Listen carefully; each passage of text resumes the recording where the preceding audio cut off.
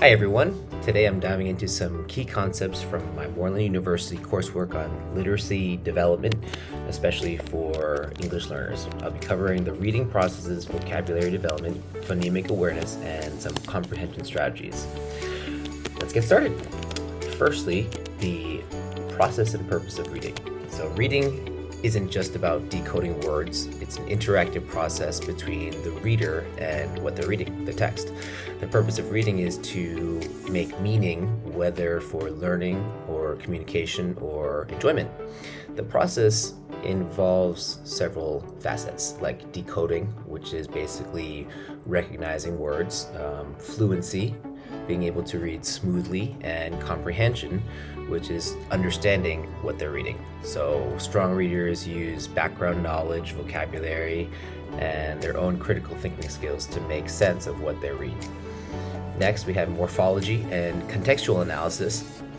Vocabulary isn't growth, just isn't about memorizing words. It's about understanding the parts of a word and its context. So morphology is like studying a word, part like a prefix or root and suffix, which helps learners break down more complex words. For example, unhappiness, unhappy, and ness. And contextual means using surrounding text to infer meaning.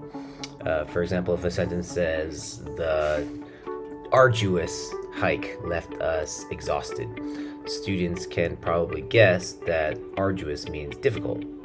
So both strategies help English learners expand their vocabulary efficiently. Phonemic awareness is the ability to hear and manipulate sounds in words.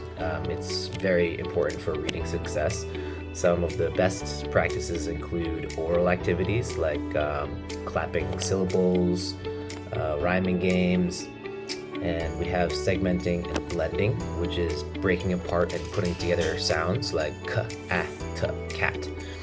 And we have using visuals and gestures to reinforce sound patterns. So since English learners may not have the same sound distinctions in their home language, explicit and engaging instruction is key here. And next we have using home language to support English phonics.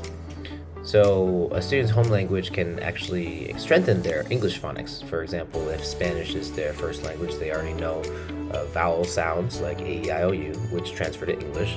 Teachers can highlight similar words in both languages, like animal in Spanish and English, or in Chinese, cafe, coffee, animal, animale. Comparing sound systems helps students recognize differences, and this approach builds confidence and accelerates learning. There are components of effective comprehension. So true comprehension goes beyond just getting the gist. It requires well-developed language skills like vocabulary and syntax. It requires higher order thinking like predicting, summarizing, inferring, and self-correction.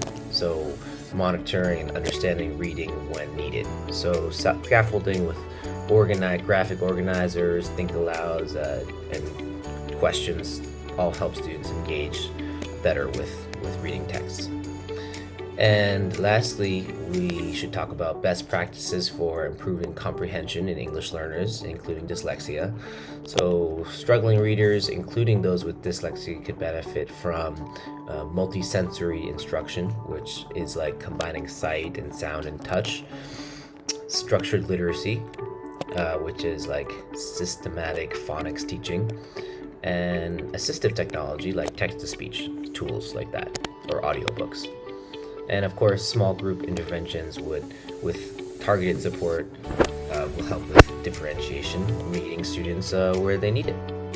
And that's a wrap. We talked about 6 dimensions, and understanding these concepts helps educators support all different learners, especially English learners, and building strong literacy skills. So, hope you enjoyed today's vlog about literacy, and catch you the next time.